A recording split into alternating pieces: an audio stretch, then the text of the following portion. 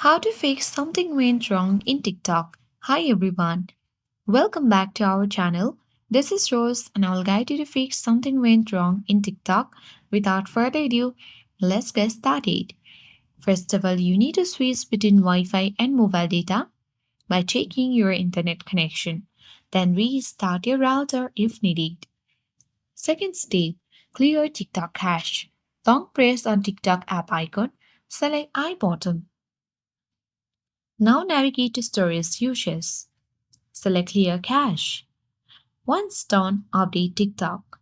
Navigate to Play Store or App Store. Search for TikTok. If there is any update, tap Update and update to the latest version.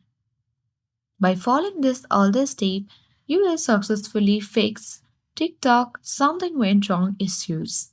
I hope this guide was helpful. If it was, don't forget to like, share, and comment. Thank you for watching, and I'll see you in the next video.